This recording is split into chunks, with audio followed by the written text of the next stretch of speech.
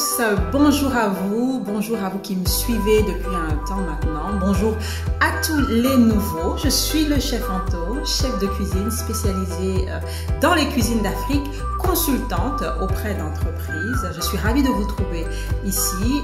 Nous parlons en tout cas de cuisine, de gastronomie, de restauration, d'entrepreneuriat lié à l'alimentation, à la restauration et surtout comment faire pour promouvoir nos cuisines, pour les populariser et surtout avec elles construire notre continent, que nous soyons sur le continent même ou hors du continent.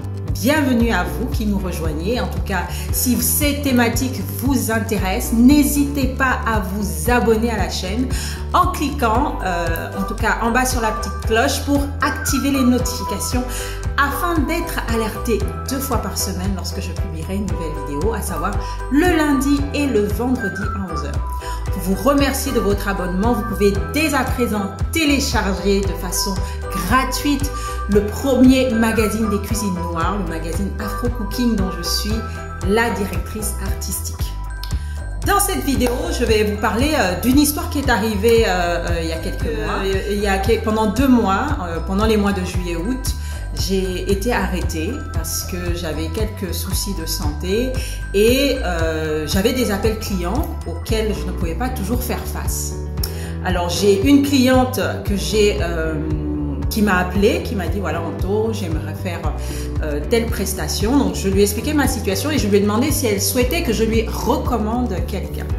Et ça a été le cas. Elle m'a demandé de lui recommander quelqu'un, ce que j'ai fait.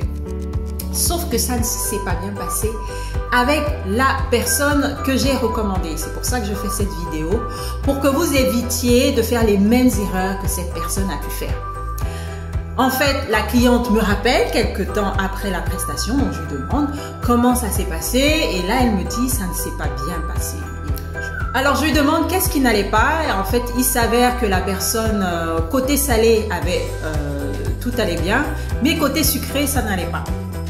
Et donc je lui ai posé des questions en fait pour savoir si c'était une question de goût, si c'était une question de texture, d'assaisonnement, parce que voilà après les goûts, les couleurs. Et elle m'explique non, donc en fait dans sa description je me rends compte que c'était plus quelque chose lié aux personnes qui étaient là. Je vais m'expliquer. Le problème c'est que très souvent, et ça c'est ce que les personnes qui n'ont pas fait d'école de traiteur, il faut savoir que cuisinier en restaurant, c'est un métier, mais traiteur, c'est un autre métier. Pourquoi? Parce que lorsqu'on est cuisinier en restaurant, on cuisine, pour tout le monde c'est la même chose, et on attend que le client vienne et on lui sert ce qu'on a cuisiné. Et souvent, c'est le serveur qui va vous dire, attention, pour cette assiette-là, il y a quelqu'un qui a des contre-indications alimentaires, il y a quelqu'un qui ne mange pas de sel, il y a quelqu'un qui a voilà, tel souci ou telle exigence. Alors qu'en traiteur, c'est vous qui devez poser toutes ces questions au client. En traiteur, quand le client vient réserver chez vous, vous devez en amont.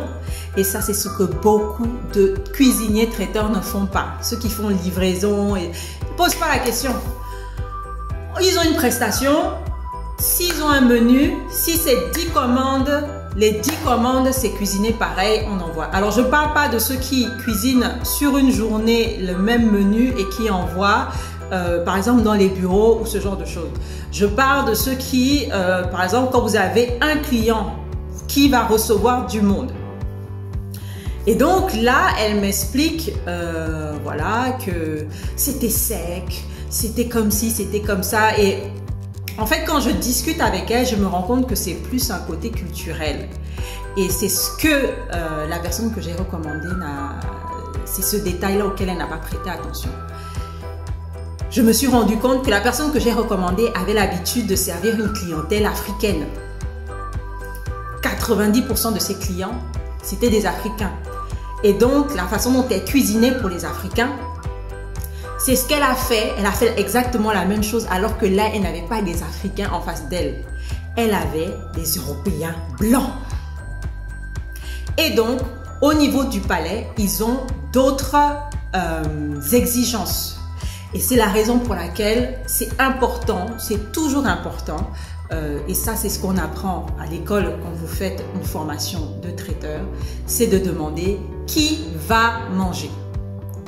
Et moi, vous pouvez être sûr, quand je demande au client qui va manger, si on me dit ah, ils seront moitié africains, il y aura moitié des Africains, moitié des non-africains, je sais que dans ma façon, dans les pièces en tout cas que je vais proposer, il faudra que ce que je propose puisse s'adapter aux deux cultures. Je me souviens, il y a quelques années, on était invité à un gala, je crois que c'était pour un magazine à l'époque, et c'était un chef étoilé qui avait cuisiné. Sauf que les gens qui sont venus manger ce jour-là, c'était que des Africains. Il y avait quelques blancs qui étaient là, mais il n'y avait que des Africains. Et les Africains n'ont pas trouvé, non seulement ils ont trouvé que la nourriture, c'était pas en quantité suffisante, mais en plus ils ont trouvé la nourriture fade. Pourquoi? Parce que culturellement, nous ne mangeons pas la nourriture assaisonnée de la même façon que d'autres cultures. Les cultures qui se rapprochent aux nôtres, on va avoir ceux qui sont en Inde, on va avoir ceux qui sont au Moyen-Orient. Mais quand vous n'êtes pas de ces cultures-là, et qu'on vous propose une cuisine typiquement française, vous allez trouver ça fade, en fait. Et c'est ce qui s'est passé. Le gars était étoilé et celle qui nous invitait, elle était contente parce que c'était un chef étoilé qui avait fait à manger. Mais la plupart des gens disaient, c'est quoi qui nous fait manger? Déjà, il n'y a rien à manger, mais en plus, c'est même pas assaisonné. Alors moi, quand j'ai goûté, j'ai compris ce qu'il voulait dire par c'est pas assaisonné. C'est parce que culturellement, on a une façon d'assaisonner qui convient au palais des Africains.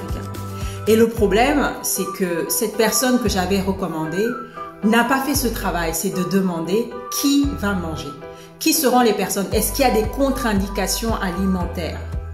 Parce qu'il y a des végétariens, parce qu'il y a des véganes, donc il faut faire une proposition aussi pour eux. Sinon, qu'est-ce qui va vous arriver? Moi, ça m'est déjà arrivé, chef à domicile, j'ai oublié de poser la question à une cliente, et puis le jour de la prestation, il me dit « Ah, mais en fait, j'ai oublié de vous dire, j'ai ma fille qui est végane. » Et puis là, tu n'as rien prévu, quoi. C'est pas comme au restaurant où on te dit il y a un vegan qui demande quelque chose. Bon, tu es dans ton restaurant, il y a les produits dans le frigo, tu peux faire quelque chose vite fait. Là, tu t'es déplacé, tu avais le peu de produits que tu avais avec toi et là, peut-être que tu n'as pas ce qu'il faut pour pouvoir créer quelque chose. Et du coup, ça peut très vite vous mettre en panique. Et le problème, c'est que cette personne n'avait pas posé les questions. Elle n'a pas demandé qui mangeait, elle n'a pas demandé quelle est la proportion d'hommes et de femmes, elle n'a pas demandé s'il y avait des contre-indications alimentaires. Et du coup, en fait, la moitié des convives ont fait la tête, quoi. Parce que tu avais des végétariens, mais il y avait de la viande partout. Il y a certains même dans le salé, parce qu'elle dit le salé c'était bien. Mais au niveau du salé, le poisson, ils ont trouvé que le poisson était sec. Sauf que nous, la façon dont on mange, le poisson est bien cuit. Eux, ils mangent le poisson cuit rosé à l'arête. Ça veut dire 45 degrés à cœur. Donc, c'est à peine cuit. Et du coup, ils ont trouvé que c'était sec. Et donc, il y a plein de choses comme ça qui se sont succédées. Et malheureusement, alors que c'était un très bon client qui aurait pu le rappeler pour d'autres prestations, mais cette personne ne sera jamais rappelée. Parce que on dit, on n'aura jamais deux fois l'occasion de faire bonne impression. Vous savez, raté, c'est la première fois. C'est raté, c'est raté. Alors que le sucré, ça allait. Ça aurait pu être l'inverse. Le salé, ça va et le sucré, ça va pas. Parce que vous n'êtes pas formé. Parce que vous manquez de créativité. C'est toujours les mêmes verrines et tout qu'on fait à la va-vite, la fromage blanc, machin et tout ça. C'est toujours les mêmes gâteaux. Le gâteau n'est pas moelleux, c'est un peu sec. Au niveau des saveurs et tout, pas beaucoup de créativité. Et du coup, quand les gens voient ça, ils se disent « Ah, c'est tout ce qu'elle sait faire ». Et ça, c'est dommage. Donc, c'est vraiment, je voulais vraiment faire cette vidéo pour que, en tout cas, quelqu'un qui est traiteur ou qui pense à faire, en tout cas, le service de traiteur, chef à domicile, chef à demeure, vraiment vous renseigner sur les clients. Pas sur le client qui demande, qui commande seulement, mais sur les personnes qui vont manger. Est-ce qu'il y a des contre-indications alimentaires? Moi, il m'est arrivé plusieurs fois de servir des juifs. Et quand vous servez des juifs, il y a des choses qu'on ne mélange pas, qu'on ne fait pas, il y a des choses, et il faut le savoir. Il m'est arrivé d'avoir des personnes musulmanes. Et quand vous faites un dessert et que vous mettez de la gélatine, il faut vous assurer que ce n'est pas une gélatine de porc.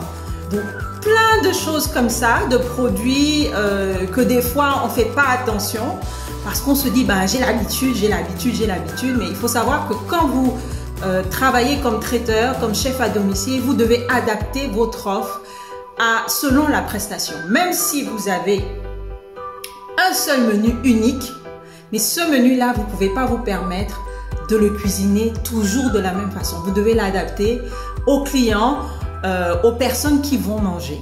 Parce que si vous n'adaptez pas, le risque, c'est que les gens se disent, en fait, il ne s'est pas soucié de nous, il sait pas.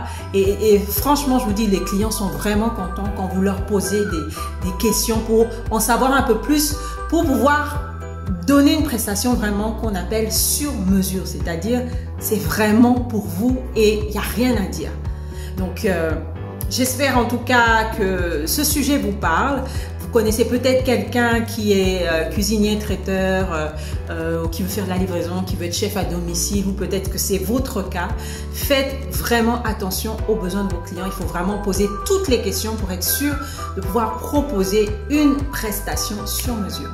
C'était le chef Anto pour vous servir. N'hésitez pas à laisser des commentaires juste en bas, à liker, à partager. Et surtout, je vous dis à très bientôt. Posez vos questions, je suis là pour ça. Je vous dis à très bientôt. Au revoir.